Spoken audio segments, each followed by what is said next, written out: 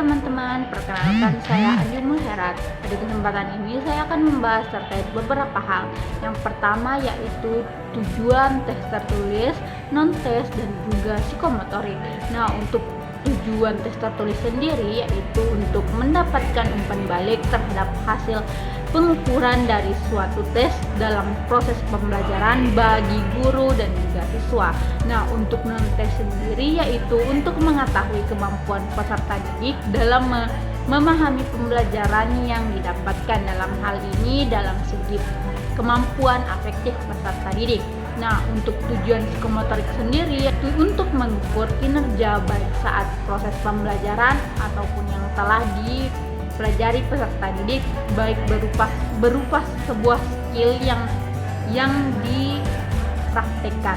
Nah, untuk yang kedua yaitu penyusunan pelaksanaan pemberian skor dan pengelolaan skor. Nah, untuk penyusunan pelaksanaan pemberian tes tertulis sendiri yaitu didasarkan pada kurikulum yang berlaku, RPP, dan juga tujuan pembelajaran dalam suatu mata pembelajaran.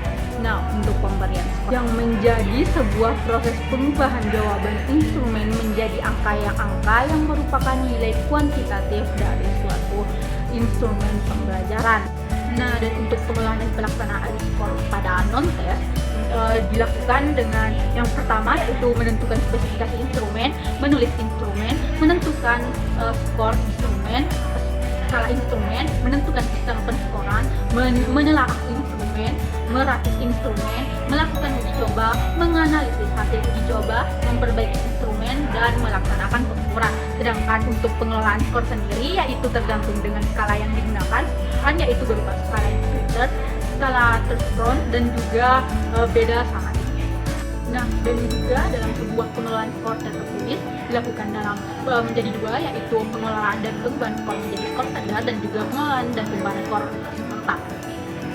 Untuk penyusunan pelaksanaan pemberian skor dan pengelolaan skor pada psikomotorik, tes psikomotorik dilakukan melalui pengamatan langsung dan penilaian tingkah laku peserta didik selama proses pembelajaran praktik. Nah, biasanya diimplementasikan melalui huruf sangat baik atau 5, kemudian baik atau 4, cukup baik atau 3, kurang baik atau 2, sampai dengan tidak baik atau 1. Nah, untuk pembahasan selanjutnya yaitu contoh terkait contoh tes tertulis yaitu dapat berupa bentuk pilihan ganda atau multiple choice, kemudian uraian, ada juga tes objektif. Nah, untuk tes pilihan ganda yaitu bentuknya berupa pilihan soal, kemudian pilihan A, B, C, D hingga E. Kemudian ada juga uraian di mana kita bertanya kemudian akan dijelaskan terkait kemudian peserta didik melengkapi atau memberikan jawaban terkait sama pertanyaan yang dinantikan. Kemudian ada juga mencocokkan terhadap suatu hal terkait contohnya yaitu apa pengertian soal host, dan juga kemudian di sini ada pertanyaan yang menang. Di sini soal host kita harus memberikan petunjuk terkait tanda panah terkait apa jawaban yang benar. Sedangkan untuk tes non-tes sendiri yaitu dapat dilakukan melalui wawancara, kemudian juga dapat dilakukan dengan evaluasi teman sebaya dan juga bahkan evaluasi diri sendiri.